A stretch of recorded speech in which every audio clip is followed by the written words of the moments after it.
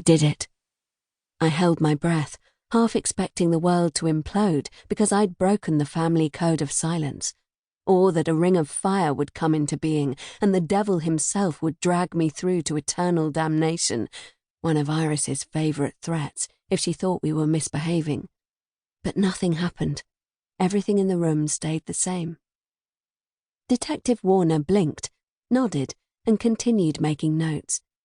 She must have been sitting on the end of my bed for at least half an hour now. She'd already asked me if I knew of anyone who wanted to harm my family, if my parents had ever expressed any concerns about one or more people, if somebody I knew had shown signs of being violent.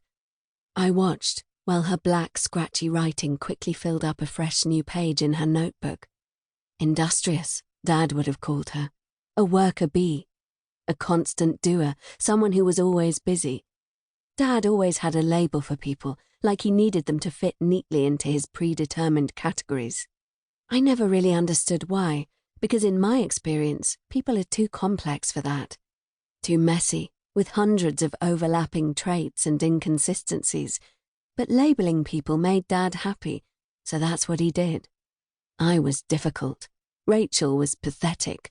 Luke was sullen, and Jack was a problem, at least according to Dad.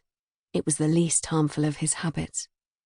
My breaths were slowing down again now, and for some reason, it struck me how young Detective Warner looked compared with the other investigator she'd arrived with, the tall, quiet man with the grey moustache standing in the corner of the room. His eyes hadn't left me since he took up his unmoving position, and I didn't like it. He was a thinker, an observer, Dad would have said, a people watcher who took in every scene. Detective Warner looked up, her biro poised over a new line. And you can't remember anything else that happened yesterday evening, other than the details you've already told me? No? I shook my head and repeated again what she already knew, that the last thing I recalled about the horrific events of yesterday's dark October evening was being told, ordered, to get into my dad's blue SUV. After that, it's a blank, and the next thing I remember is waking up in hospital. Detective Warner nodded and scribbled some more. Thank you. And how old are you, Sophie? 19, I said, then sighed. I knew what would be coming next.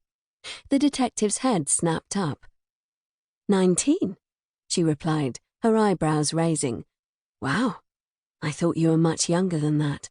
I was ready for you to say 14, 15 at the most.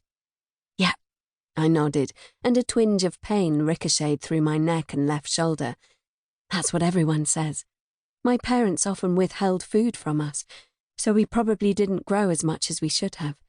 Especially Rachel. She's 12, but she looks about 8. How is she, by the way? I looked from Detective Warner to her silent colleague. A pang of worry tinged with annoyance shook through me. I keep asking the nurses, but they just say they don't know anything, as she was taken to a different hospital. I'm close to all my siblings. We've had to have each other's backs from an early age, but Rachel and I have the tightest bond. I can tell what she's thinking without her having to say anything, and she often finishes my sentences without noticing she's doing it. We've never been apart since she arrived, not even for one night, so it's really weird not being with her now. I kind of feel like one of my limbs is missing. Ah. Detective Warner's eyes flashed over to meet the gaze of the man in the corner. I saw him give a small nod. Listen, Sophie, love, there's no easy way to tell you this, but I'm afraid Rachel didn't make it.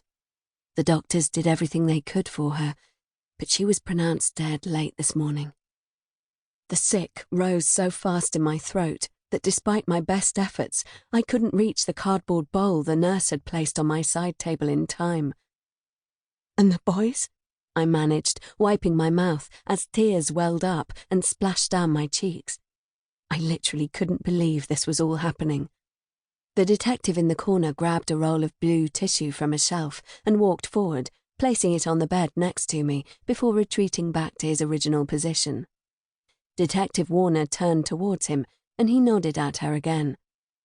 Well, you see, Sophie, he said, his voice steady and quiet. That's why we need you to...